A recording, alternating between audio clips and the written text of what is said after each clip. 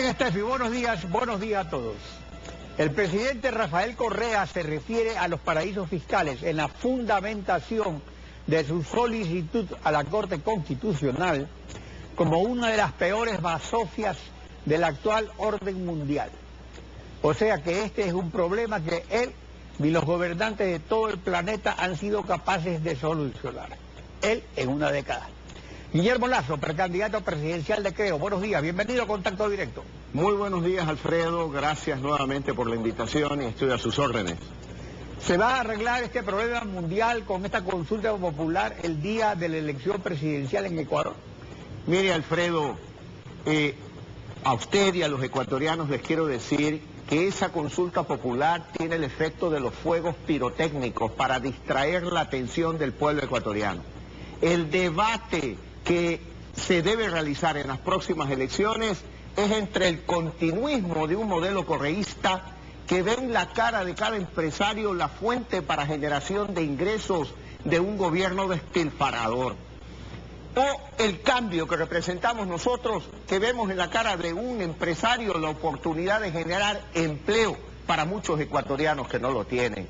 El debate es entre el continuismo de un modelo correísta que restringe la libertad de expresión y el cambio que representamos nosotros con la oferta de tirar al tacho de basura la historia, la actual ley de comunicación, porque no hay democracia sin prensa independiente, sin una prensa fuerte. El debate es entre el continuismo de un modelo correísta que le ha puesto grilletes a la sociedad civil a través del decreto 16 y el cambio que representamos nosotros y que ofrecemos derogar el decreto 16 para dejar en libertad de acción a la sociedad civil ecuatoriana. El debate es entre el continuismo de este modelo correísta que lo que hace es limitar la libertad de los jóvenes ecuatorianos de estudiar lo que ellos quieran estudiar en la universidad y el cambio que representamos nosotros, que vamos a tirar al tacho de basura la historia, a la CENESID,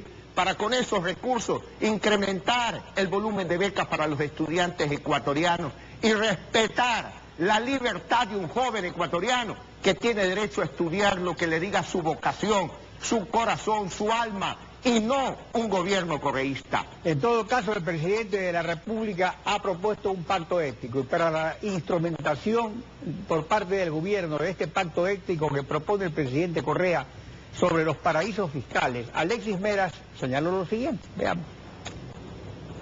Si yo tengo una compañía en un paraíso fiscal, tengo la posibilidad de que me regalen un yate, que me abran una cuenta corriente, que me pongan plata, que es una tentación. Entonces es mejor que los ecuatorianos no tengamos la tentación de tener una empresa en paraísos fiscales donde podamos recibir dinero. Y el señor Pedro Merizalde, que estuvo involucrado en una compañía, va a retornar su compañía al Ecuador. Es precisamente porque tenemos que ser coherentes. Y el señor Galo Chiriboga, que no es el miembro del gobierno, pero ha dicho extraoficialmente que también él está retornando y va a poner en su casa a nombre de sus compañías en Ecuador o a nombre de él, porque evidentemente tenemos que tener algún nivel de coherencia, ¿no?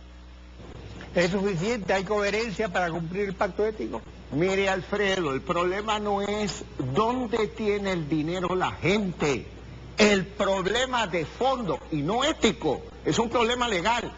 Investigar de dónde sacaron el dinero funcionarios públicos con sueldos de 3.000, de 5.000 dólares. ¿De dónde han sacado el dinero para tener activos escondidos en empresas de papel, en los Panama Papers? Esa es la discusión. No es dónde tiene usted el dinero, de dónde lo ha sacado. Demuestre si ha pagado impuestos, si los ha declarado. Demuestre si el cargo público le ha permitido acumular esa riqueza o no. Ese es el problema y no es un debate ético. Es un debate legal de lucha contra la corrupción. Y eso es lo que nosotros planteamos. Cuando seamos gobierno, buscaremos firmar un acuerdo con la ONU para traer acá una comisión anticorrupción para investigar los 10 años del gobierno correísta, porque nadie va a pactar con nosotros su impunidad. Nosotros no vamos a jugar. El pacto fundamental es el pacto de transparencia con los ciudadanos ecuatorianos y en homenaje a ellos investigaremos, fiscalizaremos los 10 años del gobierno correísta. Ricardo Patiño, ministro de Defensa, se refirió a la decisión del presidente Macri de Argentina que apareció en los papeles de Panamá. Veamos lo que dijo Ricardo Patiño. El tema ético, el problema principal es ético, es un pacto ético. Incluso el presidente Macri tenía su plata fuera, le dispuso al administrador, regrese la plata. Me da vergüenza que me hayan descubierto que tenía los recursos afuera. Y le he dicho, señor, traiga los recursos. Es elemental que un gobernante tenga su dinero, aunque pueden decir, puedo ponerlos en donde me da la gana, pero no es así. Un gobernante tiene que tener el dinero en el país, debe de confiar en el país. Si ustedes invierten en Panamá, la consulta popular no tendría razón de ser y deja de perturbar el proceso electoral. ¿Está dispuesto a hacerlo? En primer lugar, quiero referirme a un comentario del señor Patiño. El primero que no trabajando, sino simplemente abusando de su poder a través de un juicio en contra de un banco, el primero que sacó el dinero al exterior es el presidente saliente. No confía en el Ecuador, invierte en Bélgica, que para cuando él transfirió el dinero era un paraíso fiscal. Así que no nos vengan con estos cuentos. La clave es investigar el origen de los recursos, de dónde han sacado ese dinero. Y todo el Ecuador sabe la actitud transparente de mi vida, sabe de dónde vienen mis recursos, porque yo pago impuestos en el Ecuador, porque invierto más de 45 años, he invertido en el Ecuador. Por lo tanto, no vengan con estos cuentos que pretenden distraer el debate real entre el continuismo del correísmo y el deseo de cambio del 85% de los ecuatorianos que quieren ir a las urnas para decirle, Rafael, contigo, nunca más, nunca más. Una muestra de que esta consulta está vinculada y tiene como objetivo la campaña electoral es el hecho de que el listado de paraísos fiscales los elabora el SRI mediante resolución. El artículo 3 de dicha resolución establece los criterios de exclusión de la lista. Es así como se han excluido a Hong Kong, que es el paraíso fiscal de China, y Andorra, que es el paraíso fiscal de los oligarcas venezolanos. En consecuencia, según esos criterios de exclusión, que son dos, Panamá también puede ser excluido en cualquier momento de la lista. ¿Por qué usted invirtió en Panamá? ¿Cuál es la ventaja tributaria que lo beneficia? ¿Por qué no lo hace en el Ecuador? No, en primer lugar, Alfredo, es público notorio que yo soy uno de los accionistas y uno de los bancos más grandes del Ecuador. Por lo tanto, mis inversiones están aquí en el Ecuador. ¿Por qué en Panamá? Ya lo expliqué.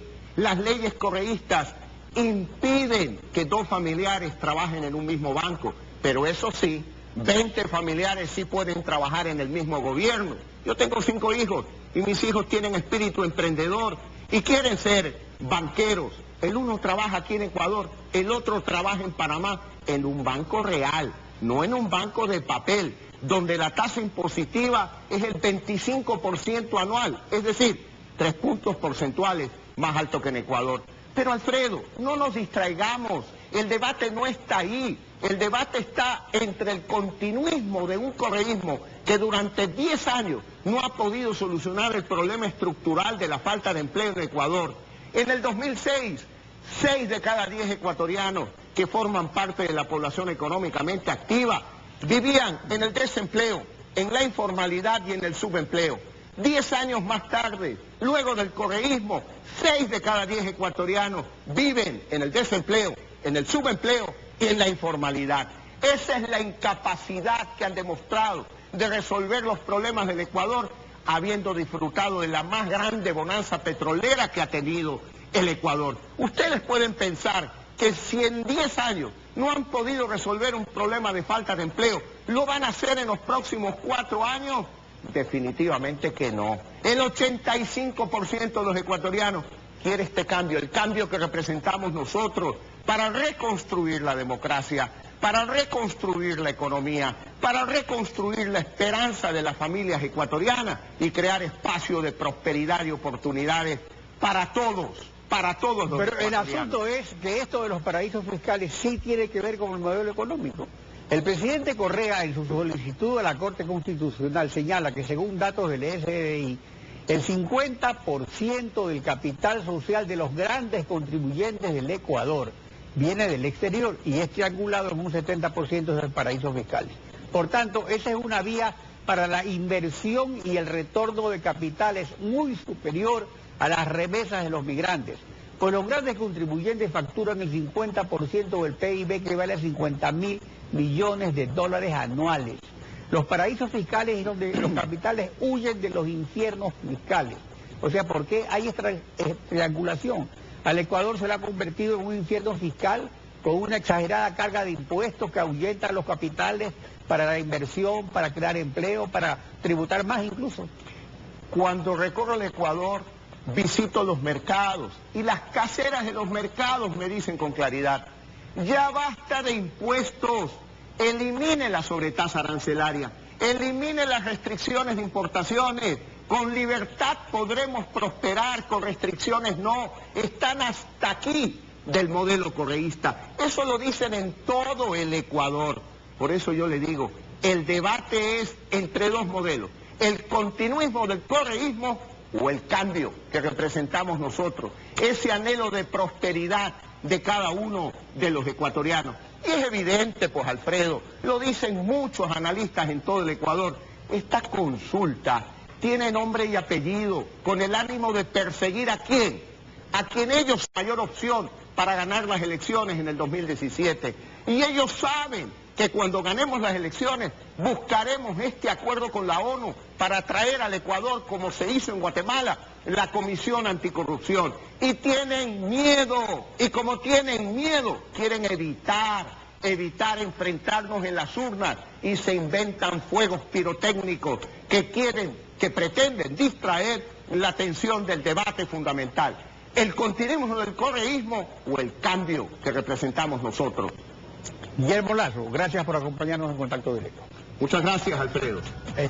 Son las 7 de la mañana con 14 minutos, una pausa, y cuando regresemos estará en nuestros estudios Giovanni Atariguana, director de Unidad Popular. El pacto ético que convoca Alianza País y las denuncias a Contraloría contra el gerente general de Petroecuador y contra la segunda vicepresidenta de la Asamblea Nacional. Ya regresamos.